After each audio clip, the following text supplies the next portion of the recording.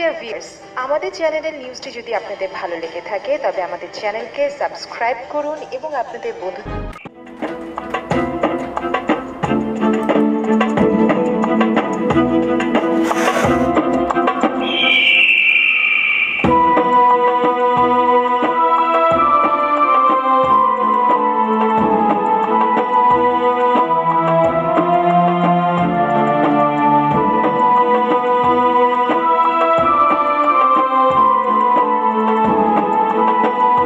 প্রিয় viewers, tissue culture করে খেজুর গাছের চারা কীভাবে তৈরি করা হয় সেটাই আপনাদেরকে আজকে দেখাতে চেষ্টা করব ইনশাল্লাহ। এই যে দেখতেছেন, এগুলো হলো ল্যাব। এগুলো উন্নত প্রযুক্তিতে টিস্যু কালচার চারা তৈরি করার জন্য ল্যাব। এই ল্যাবটি হলো সৌদি আরবে, এটার নাম হলো আল রাজি কোম্পানি। এই যে দেখেন, শ্বাস থেকে টিস্যুগুলো সংগ্রহ করে একটা মিডিয়াতে প্রতিস্থাপন করা হয়। সেই মিডিয়াতে প্রোটিন সমৃদ্ধ বিভিন্ন খাবার দেওয়া থাকে গাছের জন্য। সেই খাবারগুলোকে একত্রিত করে একটা জেলি তৈরি করা হয় এবং সেই জেলির ভিতরে এই টিস্যুগুলোকে নিমজ্জিত করে রাখে। এটা একটা দীর্ঘ সময়কালীন নিমজ্জিত করে রাখার পর এগুলো আস্তে আস্তে চারায় পরিণত হয়, অঙ্কুরোদ্গম হয়। এটা একটা দীর্ঘ সময়কালীন কাজ করতে হয় এবং শীতাতপ নিয়ন্ত্রিত কক্ষে এগুলোকে রাখা হয় এবং বিশেষভাবে তাপ, চাপ সব কিছু কন্ট্রোল করা হয়ে থাকে। এইভাবেই তৈরি করা হয় টিস্যু কালচার চারা।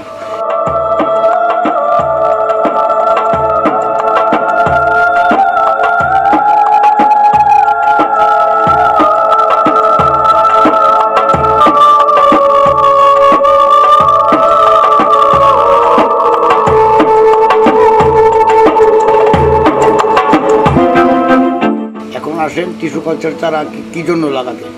আমাদের সবচাইতে প্রতিকূল অবস্থা হইল খেজুরের বেলায় বেশিরভাগ চারাই পুরুষ গাছ হয়ে যায়। বীজের চারাগুলো বেশিরভাগ চারাই পুরুষ গাছ হয়ে যায়, যার জন্য 5-7 বছর কষ্ট করার পর দেখা যায় যে চারাগুলো যখন পুরুষ গাছ হয়ে যায় তখন এটা দুঃখের সীমা থাকে না। এই প্রতিকূল ব্যবস্থাকে প্রতিহত করার জন্যই আজকের এই টিস্যু কালচার পদ্ধতি।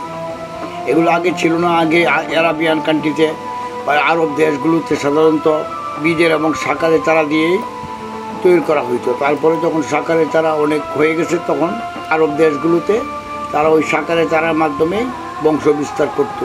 সেটা কিন্তু অনেক কিছু না, সেটা খুব একটা বেশি না, বছরে 2-4টে সাকার গাছে হয়। যাই হোক, এইসব ব্যবস্থা দূরীকরণের প্রয়াসে এই টিস্যু কালচার উদ্ভব করা হয়েছে এবং খেজুরের জন্য টিস্যু কালচার এটি যুগোপযোগী ব্যবস্থা। কারণ এটা সবচেয়ে বড় হলো টিস্যু কালচার গাছগুলিতে মাত্র 2 বছরেই খেজুর ধরে। এটা আপনারা জেনে রাখবেন। এই যে দেখেন, আমি যে গাছগুলো লাগাইছি 1 বছর 10 মাস বয়সের গাছ।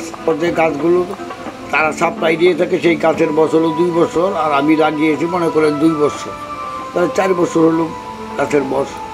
এইভাবেই আপনারা টিস্যু কালচার চারাগুলো লাগিয়ে নিজেদের বাগান গড়ে তুলুন, কিংবা আপনারা পারিবারিকভাবে যারা 2-1টি গাছ লাগাইতে চান ছাদে কিংবা বাসার আঙিনায়, তারা ওই টিস্যু কালচার চারাই লাগাইবেন।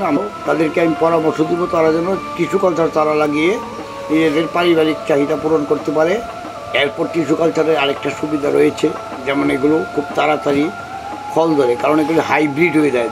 যখন টিস্যু কালচার করা হয় তখন এগুলো ব্রিড বেড়ে যায়। ব্রিড যখন বেড়ে যায় তখন মনে করেন এগুলো হাইব্রিড হয়ে যায়, এই জন্য তাড়াতাড়ি ফল ধরে, এটাও একটা কারণ। তাছাড়া আপনার জাতের বৈশিষ্ট্য, ব্রিডের চারায় জাতের বৈশিষ্ট্য ঠিক থাকে না, এটা হলো আরেকটা বড় সমস্যা।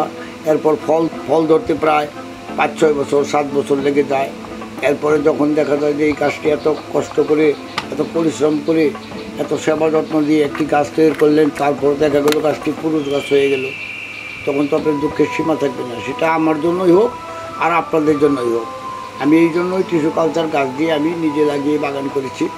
আপনারাও টিস্যু কালচার গাছ লাগিয়ে নিজেদের বাগান গড়ে তুলুন, দেখবেন প্রত্যাশিত ভালো ফল পাইতে হলে আপনার টিস্যু কালচার দিয়ে নিজেদের বাগান কিংবা নিজেদের প্রয়োজনীয় গাছ টিস্যু কালচার দিয়ে তৈরি করুন, তাতে আপনার সুফল বয়ে নিয়ে আসবে ইনশাল্লাহ।